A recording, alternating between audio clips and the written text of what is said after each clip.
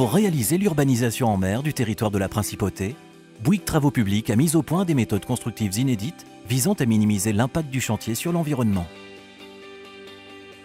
Permettant de gagner 6 hectares sur la mer, l'infrastructure sera majoritairement construite par voie maritime. Elle sera constituée d'un terre-plein entouré d'une ceinture de caissons en béton armé, posé sur un remblai sous-marin et abritera un port d'animation.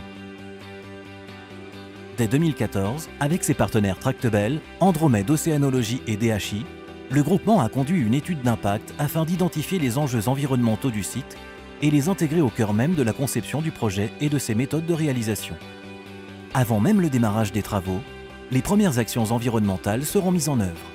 Déplacement de 140 grandes nacres vers la réserve marine du Larvoto.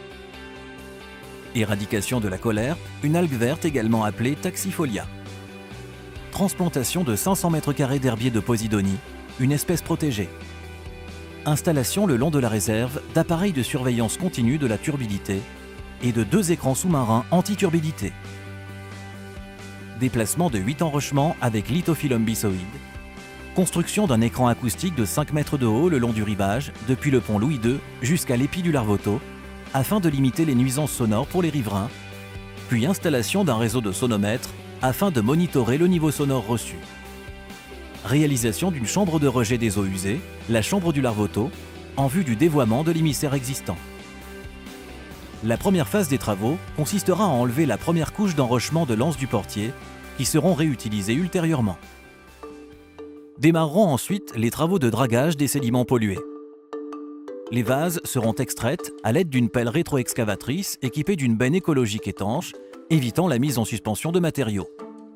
Afin de ne pas augmenter la turbidité, une drague aspirera les sédiments sans rejeter l'eau et les acheminera vers un lieu de dépôt à 200 mètres de profondeur, spécialement choisi dans le respect de la faune et de la flore. Le remblaiement de substitution de la souille pourra alors débuter sur le fond rocheux mis à nu.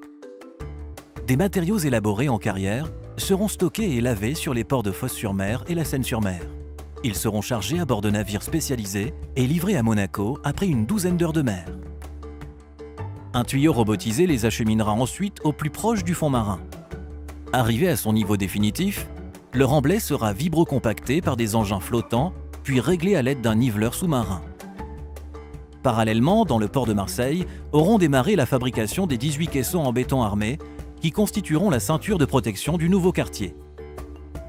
Hauts de 27 mètres et pesant 10 000 tonnes chacun, ils seront construits en coulage continu dans une grande structure métallique flottante appelée caissonnier, construite spécialement pour le projet dans un chantier naval. Lorsque le béton sera coulé et que le poids de sa structure augmentera, l'ensemble caisson-caissonnier s'enfoncera lentement dans l'eau. Après leur mise en flottaison, les caissons seront achevés, préparés, puis remorqués vers Monaco pour être échoués sur le remblai d'assises des caissons.